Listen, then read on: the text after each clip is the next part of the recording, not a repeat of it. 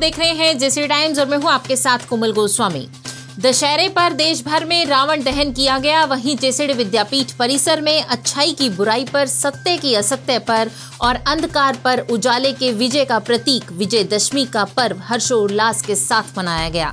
इस अवसर पर जेसीडी विद्यापीठ के महानिदेशक एवं अंतर्राष्ट्रीय ख्याति प्राप्त वैज्ञानिक प्रोफेसर डॉक्टर कुलदीप सिंह ढींढसा जी ने बतौर मुख्य अतिथि शिरकत की। कार्यक्रम के विशिष्ट अतिथि जेसीडी विद्यापीठ के जनसंपर्क निदेशक प्राचार्य डॉक्टर जयप्रकाश थे। इस अवसर पर कई गणमान्य लोग विशेष रूप से मौजूद रहे। इसके पश्चात मुख्य अतिथि व अन्य गणमान्य लोगों ने पूजन किया। उसके बाद मुख्य अतिथि ने रावण के पुतले को अग्नि भेंट किया। अधर्म पर धर्म की इस जीत को देखने के लिए कैंपस परिसर से भारी संख्या में भीड़ उमड़ रही थी। रावण का पुतला बनाने के अलावा अन्य सभी व्यवस्थाएं प्रवक्ता राजपवन के साथ नवजोत, गुनीत, प्रणव, पुष्कर, अगमजोत, विहान हुड्डा के अलावा अन्य बच्चों द्वारा की गई थी। डॉक्टर ढींढसा ने कहा कि यह पर्व हिंदुओं का बहुत बड़ा पर्व है और हर त्योहार हमें शिक्षा देता है।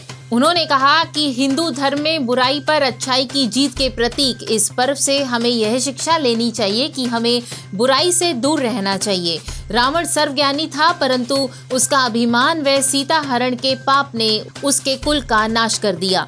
और कार्यक्रम के अंत में मुख्य अतिथि व अन्य अतिथिगण को स्मृति चिन्ह देकर सम्मानित किया गया। इजराइल और हमास जंग के बीच इजराइल की सेना ने दावा किया है कि हमास के पास 5 लाख लीटर ईंधन है।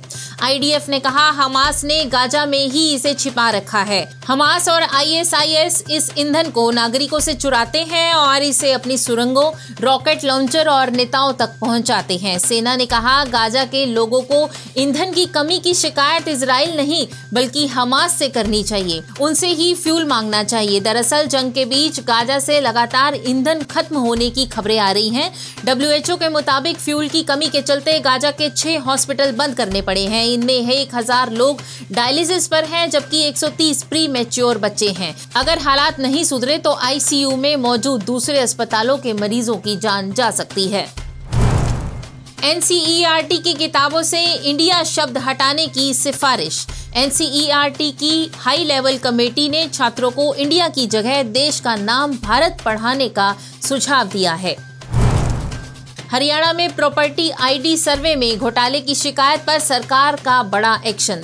सरकार ने कंपनी को ब्लैकलिस्ट करते हुए टेंडर एग्रीमेंट के साथ पेमेंट पर रोक लगा दी है। हरियाणा सरकार ने लोकायुक्त के नोटिस पर यह कार्रवाई की।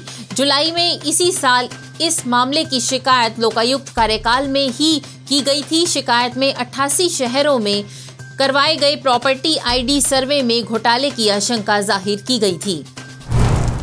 Haryana electricity regulatory commission chairman committee चुनेगी। 31 आवेदनों पर होगा फैसला। कई रिटायर्ड और मौजूदा आईएएस अफसर दौड़ में शामिल। 2.25 लाख सैलरी मिलेगी। मणिपुर में हाईटेक राइफल्स और चीनी ग्रेनेड बरामद किए गए। पहाड़ी इलाके वांगू लाइफार्म में सुरक्षा बलों का सर्च ऑपरेशन जारी।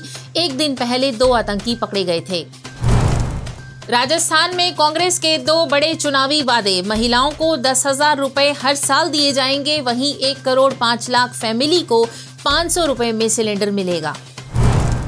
चीन में देशभक्ति शिक्षा कानून पारित। इसका मकसद जिनपिंग की पार्टी के प्रति वफादारी पैदा करना और 1 जनवरी 2024 से लागू होगा यह कानून। हिमाचल में सुबह शाम कड़ाके की सर्दी। शिमला से ज्यादा मैदानी इलाकों में ठंड। पर्यटकों को गर्म कपड़े साथ लाने की एडवाइजरी जारी। हरियाणा में 3 दिन बाद बदलेगा मौसम। 28 और 29 तारीख को बादल छाए रहेंगे। तापमान बढ़ेगा और नवंबर के पहले हफ्ते से शुरू होगी ठंड। आइए नजर डालते हैं आज के इतिहास पर। आज ही के दिन 1964 में भारत ने अपना पहला स्वदेशी टैंक विकसित किया था। इस टैंक को नाम दिया गया था विजयंत। 1924 में आज ही के दिन अंग्रेजों ने सुभाष चंद्र बोस को गिरफ्तार करके 2 साल के लिए जेल भेज दिया था। जेसी टाइम्स के बुलेटिन में आज इतना ही। कल शाम 6 बजे आपसे फिर मुलाकात होगी नई खबरों के साथ। तब तक के लिए नमस्कार।